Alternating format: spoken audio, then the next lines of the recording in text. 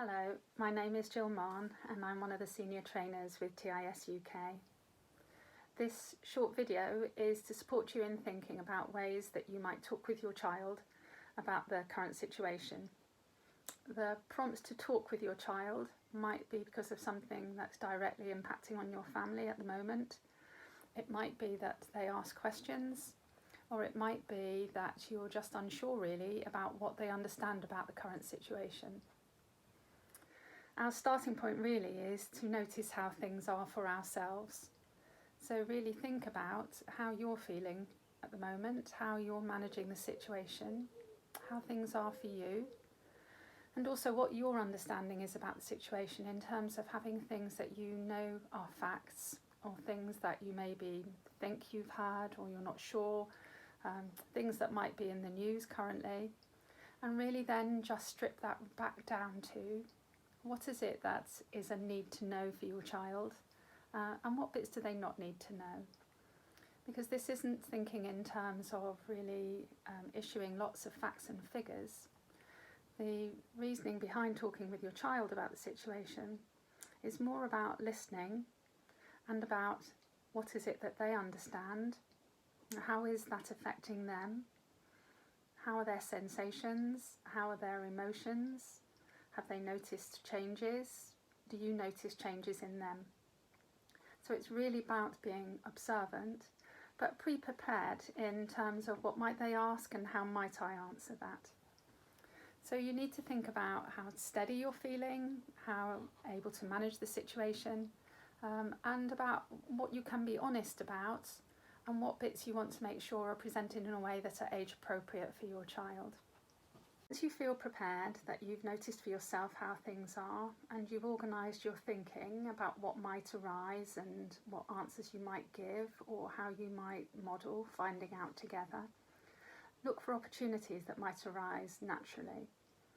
Ideally what you want is small bites of times that you revisit a conversation, a dialogue with your child.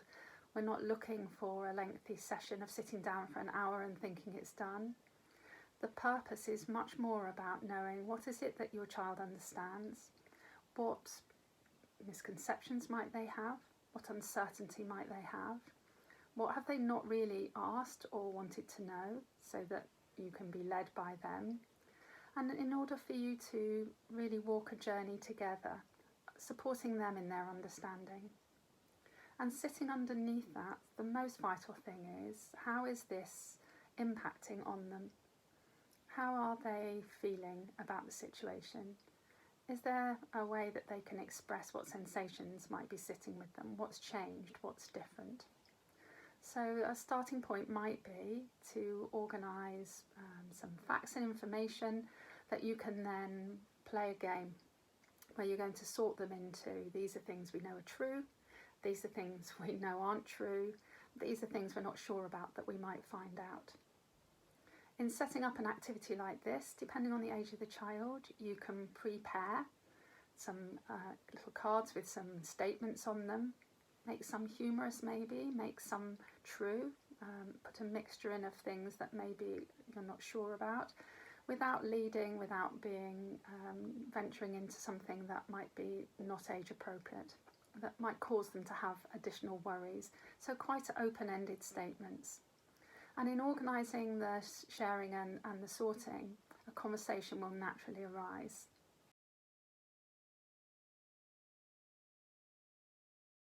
We'll give it a go. So what does that card say? Everything still feels the same to me. Okay, so where would you put that one? False. Okay. It's because it doesn't feel the same because of the virus. It doesn't.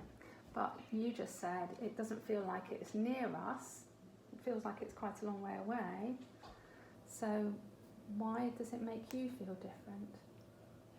It makes me feel different because we have moved house and then we're in this house and it's coronavirus and we can't go near that much people, like go and play around our houses. Wow. So lots of things have changed. Yeah. Lots of things feel different. So good girl. So that's not true then. Everything doesn't feel the same for you. Well done. Can I just say you're managing that really well then, if everything feels a bit different? Let's have a look at the next card. Okay, so hand washing keeps us safe. That's true. Okay, good girl. Good girl. How often do we have to do that? When we are having something to eat, when we've done a dirty thing in our hands, got lots of germs on, and when we have dinner. Yeah. But because of that thing that I was saying before, can you remember what I said it was called, the not going out? Lockdown. Yeah. There's another time we have to think about this as well, isn't there? When we come in from outside, isn't it? Yeah. Okay, good girl. You have to wash your hands a special way. Yeah, that's true. You have to sing happy birthday twice. Do you? Who told you that? That was at school. Oh, well done. And why do we have to sing happy birthday? Because it's like a nice way and it cheers us up. Yeah, it does. And it also takes a bit of time, doesn't it? So it's the amount of time it takes us. This is good then. Gosh, okay, we're listening to the time. Let's have the next one. Well done, Evie. Okay. It came from aliens. I put that one in. Now, is that true, false, or not sure? That's false. Is it? But you know, some people might think it did, because if we don't know, people get a bit confused. No, I know what it might have came from, because people kept on littering and people said to stop, it might have came from that. So you think from people dropping litter and things being dirty?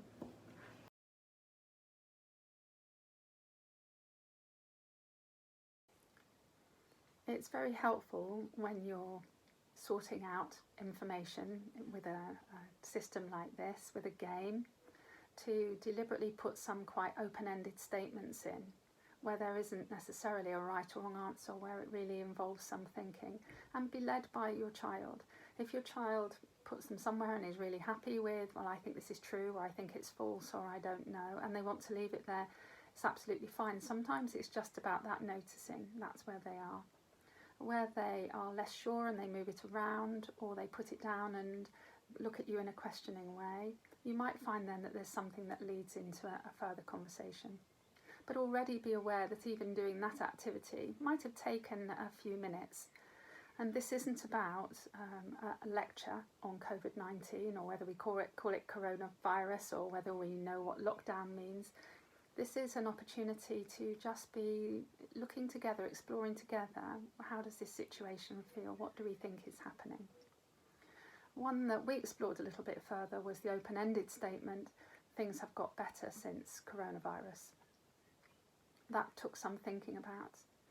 And all we did was just get another piece of paper and put a line down the middle, and just really unprompted, she was able to give me examples of things that she thought were better and things that she thought maybe weren't as good.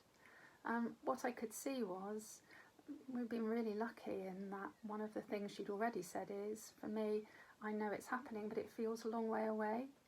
And the things that she put in her better now and worse now were just things that would immediately involve a child age 6, and showed that she wasn't really carrying any deep worries.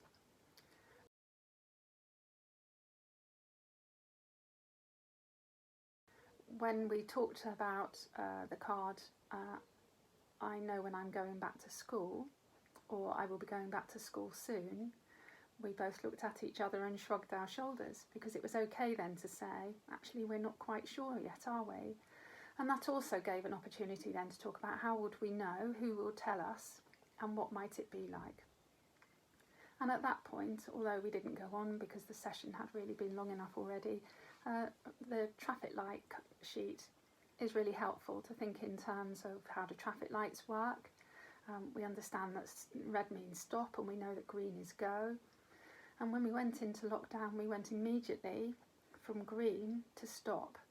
Usually traffic lights give us that little bit of time in between when we're getting ready for something to change. And what we would be able to then talk about is, we won't just go from stop straight to green.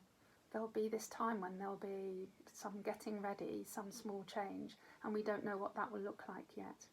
And depending on the age of your child, that would probably be enough to say that's something we can come back to. The cards that we had put together were just quite simple statements for a child of that age. But for an older child, I would probably approach it by saying, let's do some cards each, let's write down some things we know and let's put some trick ones in, and we'll just turn them over and take it in turns to say where we think they should go. Although this is a serious thing that we're talking about, what we're trying to do is to really just stay in our relationship, in our attachments, and to be playful in what we're doing and steady in what we're doing.